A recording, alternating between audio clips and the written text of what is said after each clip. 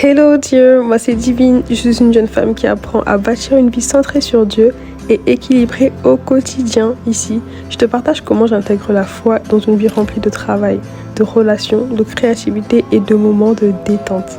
Alors c'est parti pour une nouvelle aventure. Chaque année on reste en Christ, chaque année on continue d'avancer avec Dieu, c'est une année de victoire. Parce que comment est-ce que Satan il en veut à notre peau? Comment Satan il veut nous sortir de là? Non. Et de la famille, j'espère que vous allez bien. Alors aujourd'hui on est le 6 janvier, il est 8h je crois, 8h quelque chose. Je vous raconte, en fait aujourd'hui, enfin hier il a énormément neigé. Je pense que cette nuit aussi il a neigé et il neige ce matin. Et du coup j'avais prévu de... Ah attendez. Et du coup j'avais prévu d'aller au travail, je me suis préparée. C'est pour ça que je suis habillée genre ouais je vais bosser en fait. Je me suis préparée pour aller travailler, puis après je me suis dit vas-y je regarde un peu ce qui se passe sur WhatsApp. Et quand je me suis connectée, j'ai vu qu'il y avait un message qui disait que tous ceux qui habitent loin et tout, bah ils pouvaient rester en télétravail. Et je suis trop contente, donc je suis en télétravail. Et là, en vrai j'ai le sommeil. Ceux qui ont suivi sur Instagram le savent. À cause des vacances, en fait mon système il est tellement déréglé et tout. Vu que j'ai pas beaucoup dormi la nuit pendant les vacances, je dormais la journée. Bah du coup la journée j'ai un peu sommeil, un peu beaucoup. Et la nuit, je dors pas facilement. Du coup là, je suis tentée d'aller redormir encore genre 1 heure et tout, mais vas-y. Je vais rentabiliser cette matinée. Du coup là, je vais tourner une vidéo pour annoncer le club de lecture, d'écriture. Et puis après, je vais aller méditer.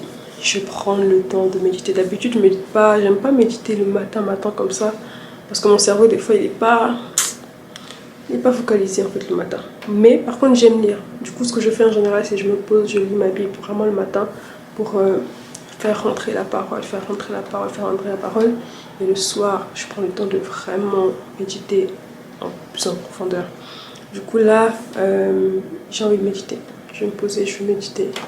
Et puis, je vais prier. Et après 9h, je commence. Je commence un peu plus tôt, comme ça, à 17h, j'aurai fini. Ouais. Et peut-être que le midi, par contre, j'essaierai de dormir un peu, genre 1 heure, faire une petite sieste. Même si ça doit durer 20 minutes, mais là, franchement, j'ai sommeil, j'ai sommeil. Donc voilà, un peu ce que je vais faire aujourd'hui.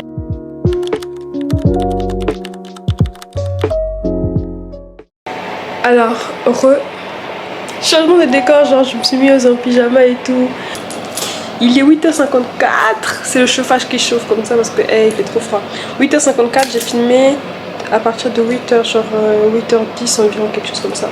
Donc ça va, c'était rentable. J'ai pu filmer l'annonce. Là, je vais prendre le temps de méditer, passer du temps avec Dieu. Même si c'est... Ouais, j'aurai genre 30 minutes, mais ça va, c'est pas grave. Je vais commencer à 8h30 à la place. Mais je commence à avoir les yeux qui piquent. Comment j'ai trop sommeil, God.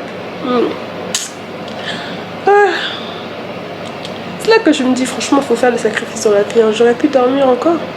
Mais je savais que si je ne profitais pas de cette opportunité-là... Oh là là. Bon, là, je commence à m'embrouiller dans mes mots. c'est mieux que j'aille prier, méditer et puis j'aille bosser.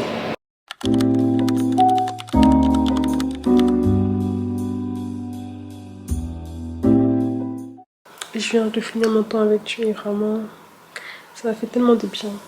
C'est pour ça que franchement, moi, et c'est l'erreur que j'ai fait l'année dernière, c'est que je trouvais que j'avais tellement pas beaucoup de temps avec Dieu que je négligeais même les petits moments, genre les petits 30 minutes, 15 minutes qu'on peut avoir de pause. Je disais ouais c'est trop peu. J'étais frustrée en fait, j'étais vraiment frustrée d'avoir tellement de choses à faire que j'avais moins de temps que je pouvais juste allouer à Dieu comme avant en fait. Et Dieu m'a beaucoup repris là-dessus. Il m'a beaucoup repris là-dessus. Il m'a dit mais en fait Divine, même si c'est 15 minutes, rends-moi grâce, dis merci. Et ça vaut ces 15 minutes. Et là je viens de passer 30 minutes dans sa présence, de prier et ensuite de lire. Je me disais ouais comment je vais faire pour lire en 30 minutes, prier et lire et tout. Je savais pas comment j'allais faire, mais du coup j'ai commencé à prier. Après il m'a amené à principalement prier pour que Christ soit visible à travers moi, que tout ce qui n'est pas de Dieu ne puisse pas être visible en moi en fait, de renoncer à tout ce qui est tout ce qui n'est pas de Dieu. Parce que des fois, on avance dans la vie, mais en fait, on a comme des contrats, des accords, des partenariats avec Satan parce qu'il y a des pensées, il y a des manières de faire, des manières de vivre qu'on ne veut pas lâcher ou alors avec lesquelles on est d'accord inconsciemment, mais qui n'est pas de Dieu en fait, qui ne sont pas de Dieu. Et moi, j'ai vraiment, voilà, c'est vraiment la direction que j'ai pu prendre durant ma prière. Et à partir de ce moment-là, le verset qui me venait, c'était le verset de Colossiens 1,15 je crois, ou 1,12, où il parle du fait que Jésus est l'image du Dieu invisible. Ça veut dire qu'à travers Jésus, on pouvait voir et on peut voir le Dieu invisible. Dieu, il est invisible, mais à travers la vie de Jésus, à travers le cœur, le caractère de Jésus, on voyait le Dieu qui est invisible. Et non, c'est ça que je veux. Je veux qu'à travers Divine, qu'à travers moi, on voie le Dieu qui est invisible. On ne peut pas voir Dieu, mais c'est à travers nous que Dieu veut qu'on puisse nous... Que Dieu veut que... Enfin, c'est à travers nous, pardon, que Dieu veut qu'on puisse pouvoir le voir, que le monde, que les gens de notre entourage puissent pouvoir le voir. Et là, je suis en mode, non, Seigneur, vraiment, mon désir, c'est qu'à travers ma vie, qu'à travers mon caractère, qu'à travers ma manière de faire les choses, que tu sois visible, tout simplement. Que le Dieu invisible soit visible à travers moi. Et après, bah, j'ai ouvert ma Bible, j'ai lu, j'ai pris des notes. Et puis, en fait, pendant que je priais, je me rendais compte de « Ah, Seigneur, est-ce que je vais y arriver ?» et tout. Et ça m'a rappelé. Et du coup, il m'a ramené. C'est là vraiment que le Saint-Esprit est celui qui rappelle toutes choses. Et c'est important de lire la Bible, les gars. De lire votre Bible. Et moi, je suis vraiment adepte des... Enfin, je suis partie des personnes qui aiment les plans bibliques où je vais m'asseoir et lire les livres de la Bible un par un et tout. Et c'est important, je trouve, parce que ça te donne une certaine culture. Et c'est à travers le fait de nourrir ton esprit de ça que le Saint-Esprit, bah, il peut te rappeler des choses. Et là, il m'a rappelé le passage aussi de l'année aujourd'hui dans mon église en ce moment, c'est le fait de suivre Dieu, tu vois, de suivre Jésus. Et la parole, ça dit que suis-moi et je ferai de toi un faiseur de un pécheur d'hommes. Et en fait, il me rappelait qu'en fait, Divine, toi, ton rôle, c'est de me suivre. Et moi, mon rôle, c'est de faire de toi. Comment? C'est à moi de gérer. Comment je vais te transformer? Comment est-ce que je vais changer la manière de voir les choses? Avec quoi je vais passer? À travers quoi je vais passer? Qu'est-ce que je vais utiliser pour te changer, pour te transformer? Ça, c'est mon travail à moi, pas le tien. Et je t'en demande, ouais, Seigneur, merci. Je vais te suivre, fais de moi. Fais-moi devenir, fais-moi devenir, fais-moi devenir. Et même te suivre, là, c'est pas facile. Donne-moi la grâce de te suivre. Chaque année, moi j'ai tout le temps, chaque année est une année. Chaque année, on reste en Christ. Chaque année, on continue d'avancer avec Dieu. C'est une année de victoire. Parce que comment est-ce que Satan, il en veut à notre peau? Comment Satan, il veut nous sortir de là? Non. Et le monde ne veut même pas qu'on marche avec Dieu. Le monde entier est en train de mettre en avant tout ce qui n'est pas de Dieu, en fait, que ce soit l'hypersexualité, l'expersexualisation des femmes, des hommes, des enfants, que ce soit le mensonge, la manipulation, toutes ces choses-là, l'argent, l'amour de l'argent, la luxure, l'amour de la bouffe et tout ça. C'est juste pour nous éloigner de Dieu, en fait, nous rendre tellement loin de Dieu, tellement à l'image de Satan, en fait, que même nous-mêmes, on culpabilise encore de venir à l'église, on culpabilise de venir à Dieu, mais bon, mon encouragement pour toi, c'est vraiment de t'accrocher à Dieu, de t'accrocher à Dieu. Et pour les chrétiens, à chaque fois, je dis, c'est d'être d'être rempli de compassion, en fait, parce que les gens, ils souffrent. Rester chrétien, rester debout, c'est pas facile. Mais c'est possible. Mais c'est possible, faut pas être défaitiste, c'est possible de marcher avec Dieu, c'est possible de marcher dans la sanctification, c'est possible de marcher dans la vérité, c'est possible. C'est pas facile, c'est vrai, mais c'est possible. Et même lorsque tu es à terre, rappelle-toi que c'est possible et c'est là où Dieu t'attend, donc relève-toi. Relève-toi. So, voilà, ça m'a beaucoup fait du bien. Là, je vais bosser. Et puis, voilà. En fait, ce vlog, c'est trop drôle. J'ai commencé à vlogger genre juste comme ça. J'ai pris ma caméra, j'ai commencé à filmer. Et bon, voilà. Je pense que je vais continuer de filmer. Et des fois, c'est ça, il faut être spontané aussi avec la caméra. J'apprends, je mets, je filme. So, soyez encouragés.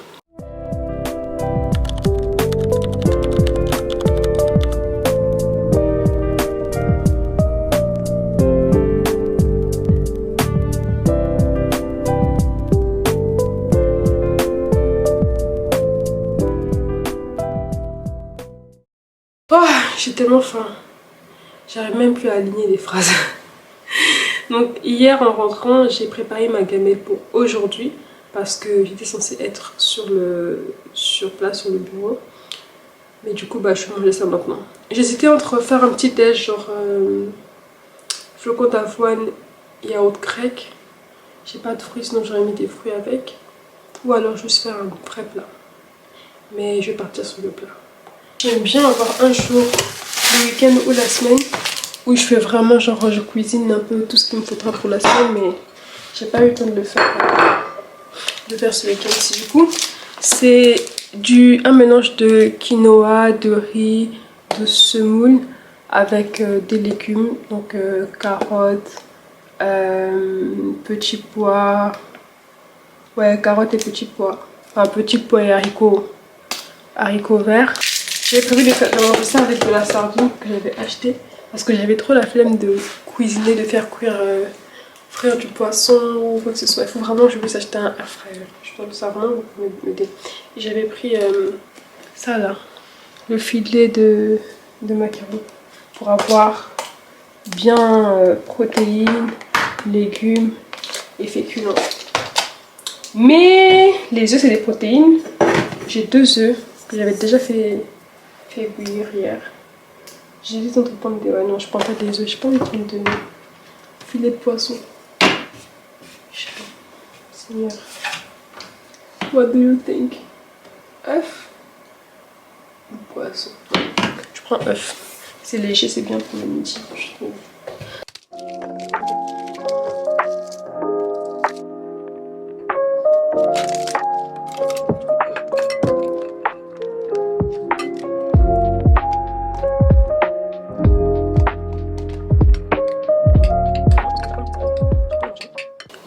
Du coup, je sais pas si je mange ça chaud ou froid.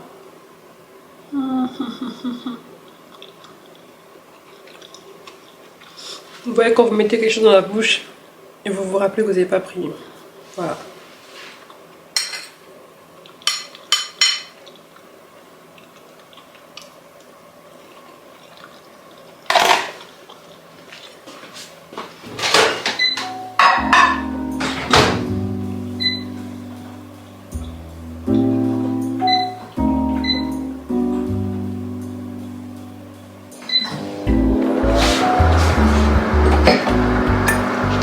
Je préfère quand c'est chaud. Allez, bon appétit.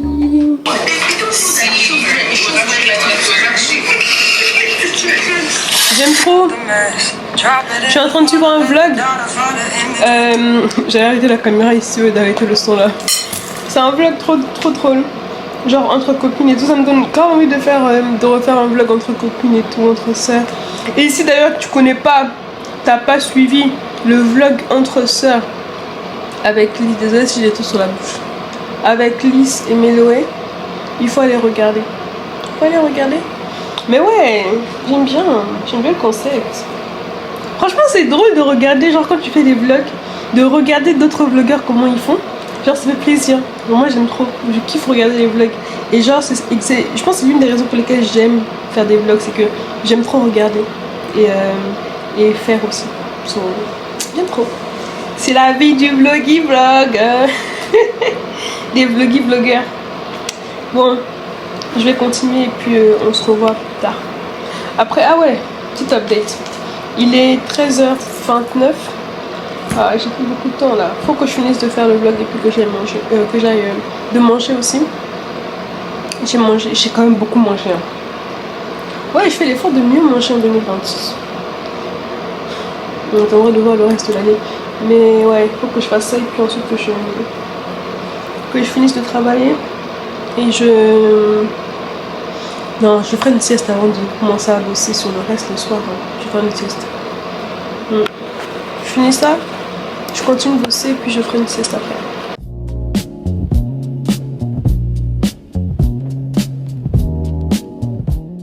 Là, je viens de finir mon travail normal. Et aussi une bonne partie de mon travail en dehors de ça. Donc j'ai bossé sur des trucs de l'église. J'ai pu avancer sur l'événementiel aussi. Et là je vais faire le montage de la vidéo que j'ai tournée ce matin. De base j'allais faire un montage un peu compliqué et tout, mais là je me rends compte que j'ai pas l'énergie pour. L'annonce doit être disponible demain. J'allais la faire en post, mais je me dis bon, en vidéo c'est plus impactant, ça sera la première fois que je fasse une vidéo face cam uniquement pour Instagram. Donc c'est mieux que je fasse le montage et que je publie, et au moins comme ça c'est fait. Et aussi voilà hein.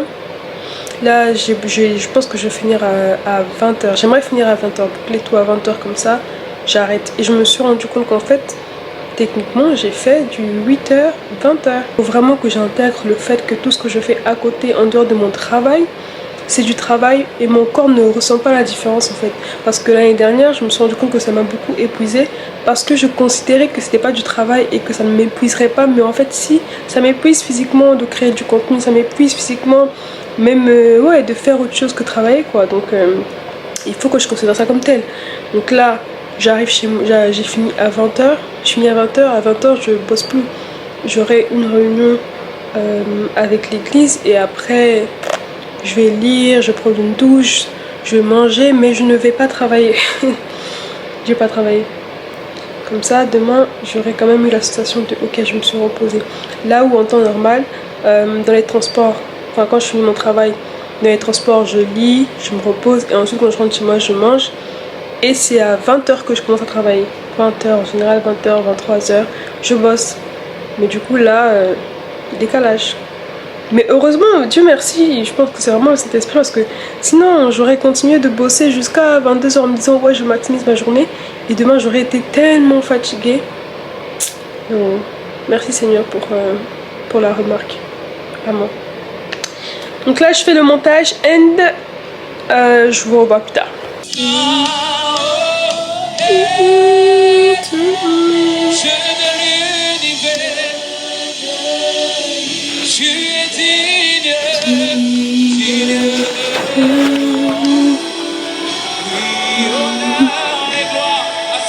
Assis sur le trône et à l'agneau immolé.